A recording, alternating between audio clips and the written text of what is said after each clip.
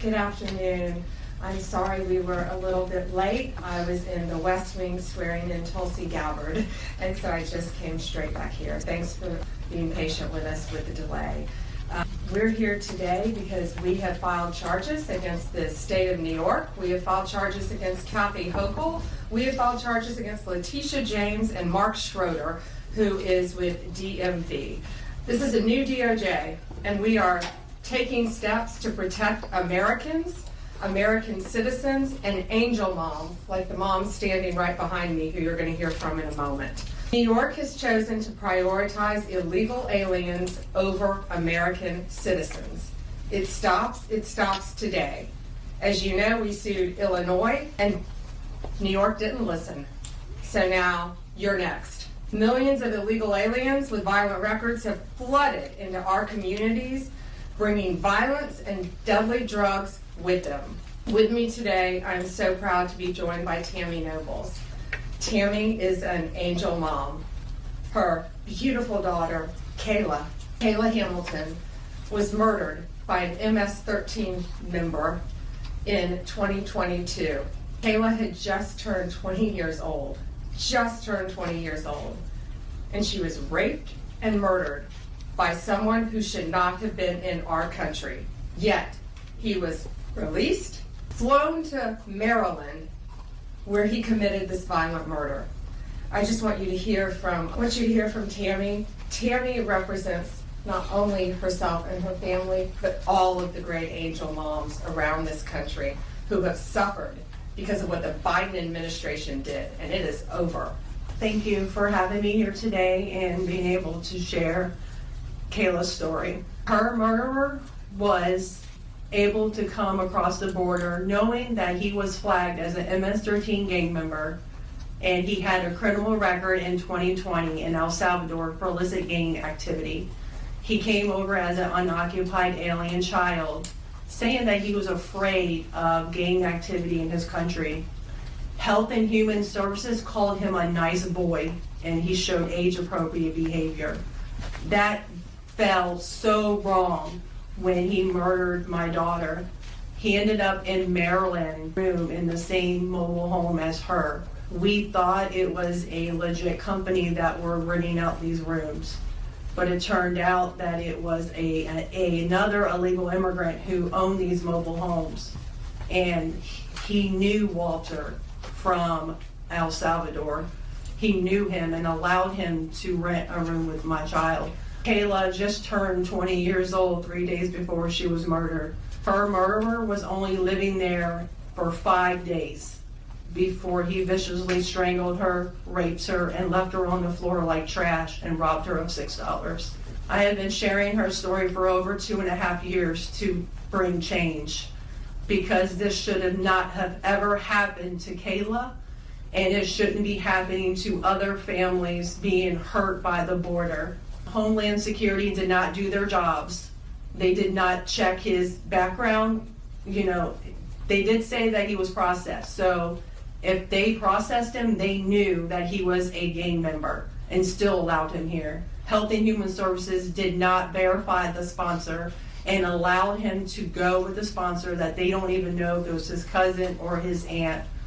And he was able to leave the sponsor's house to go live wherever he wanted.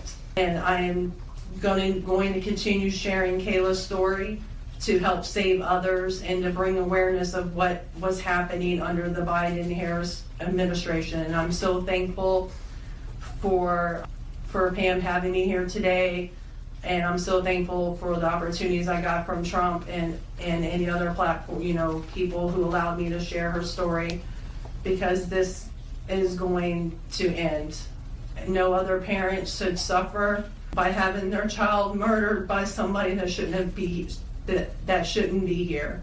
And I'm gonna continue, sharing it, and for Kayla and also for others. Thank you. And it's my understanding that he also admitted to other murders, correct? Multiple murders. He wrote a letter and was intercepted in jail that he committed 4 murders and 2 rapes. And that's who we were letting walk into our country. And that's why President Trump has directed this to stop. And if you don't comply with federal law, we will hold you accountable. We did it to Illinois, strike one. Strike two is New York. And if you are a state not complying with federal law, you're next, get ready. And the great men and women of law enforcement are standing behind me today. We have FBI, DEA, ATF agents. They put their lives on the line every single day to protect us. And what New York has, they have green light laws, meaning they're giving a green light to any illegal alien in New York where law enforcement officers cannot check their identity if they pull them over. Law enforcement officers do not have access to their background. And if these great men and women pull over someone and don't have access to their background, they have no idea who they're dealing with. And it puts their lives on the line every single day. Violent criminals, gang members, drug traffickers, human smugglers will no longer terrorize the American people. And that is why we are here today. You will be held accountable if you do not follow federal law. It's over, it ends, and we're coming after you. Questions? We have time for a few questions. David Spot, the Fox News. Madam Attorney General, thank you and welcome to the Justice Department. Thank you. I have a quick on-topic and a quick off-topic Sure. question. On-topic, in your executive order or in your orders on the first day you were here, you talked about working with the Justice Department or these sanctuary cities, as you say, will be Yes. punished. Today you're putting people on notice.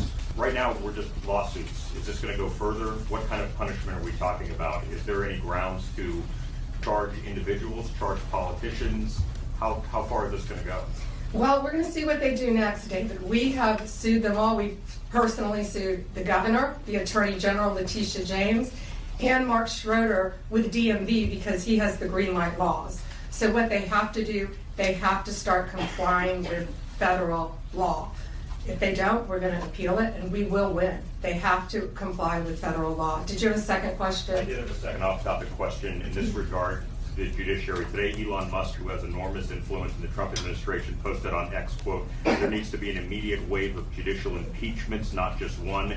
As the Attorney General of the United States, how do you respond to that? Shouldn't the process work out in the courts before we talk about judicial impeachments? I mean, these are just TROs now at this time. Shouldn't these just play out?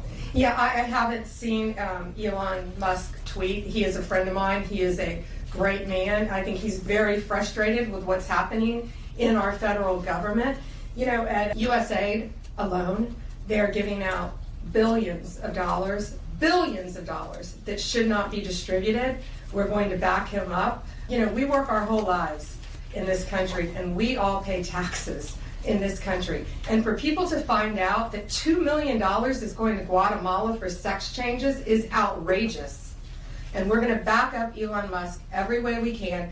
That includes lawsuits against these people who are doing that, and we will be successful. That's not going to happen now. We're going to look at everything. We're going to follow the law right now. We're going to follow the process. These are federal judges with lifetime appointments, but they will be struck down ultimately by the Supreme Court of the United States if the appellate courts don't follow the law as well. Hi. I also have an on-topic and an off-topic. Sure. First of all, can you just briefly walk us through what the legal claims are you're making in this lawsuit? Yeah, absolutely. So the green light laws are that this is what the green light law says. It's a green light to illegal immigration, which says they can comply. That law is unconstitutional. They can't do that. And what they've done is they have a tip-off provision that requires New York's DMV commissioner to promptly inform any illegal alien when a federal immigration agency has requested their information. So think about the men and women in law enforcement behind me. That's basically, that's not basic, it's tipping off an illegal alien, and it's unconstitutional. And that's why we filed this lawsuit, and that's why we charge Mark Schroeder too, because he runs DMV. Oh, I'm sorry, you had a second question. Yeah, my off-topic question. I wanted to ask about Mayor Eric Yes. Adams' case. As of at least a few moments ago, SDNY still has not dropped that case. Have you or other DOJ leadership spoken to the acting U.S. Attorney and SDNY since the memo was sent earlier this week? And what will you do if she refuses to drop the case? I have not spoken to her. I know our acting DAG Emil Bove has spoken to her, and Chad Mizell may have spoken to her, but that case should be dropped. It was done at the directive of Emil, so that case should be dropped. I did not know that it had not been dropped yet, but I'll certainly look into that. Suggested this week that someone from within the FBI may be leaking information about the ICE raids and that such could be putting officers' lives at risk. Has the DOJ gotten any closer to determining if these leaks are coming from within the FBI? And what will the consequences be if they can identify the leakers from the FBI? Excuse me. Well, first, I can't talk about anything that is ongoing, and that is ongoing. And it's really for the similar reasons of what I said earlier. The great men and women in law enforcement standing behind me today, they must be protected. And anytime anyone leaks or tips off anything regarding a pending investigation, that jeopardizes lives. You're telling a bad guy what's about to happen. It could jeopardize the lives of all the men and women in law enforcement. We will not stand for it.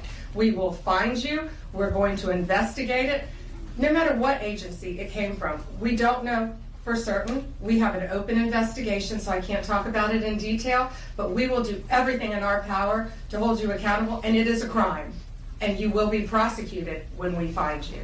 I got time for one more. Madam Attorney, thank you so much for your time. I was also interested in hearing specifically what the interactions have been like with Mayor Adams. And I know he has a little bit of a different tone than some of the other Democrats out of the Empire State.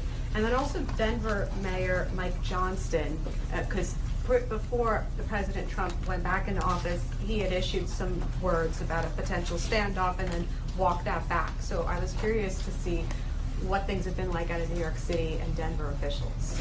Yeah, well, we're hoping that in New York, Mayor Adams is going to cooperate with us with the sanctuary cities and the illegal aliens.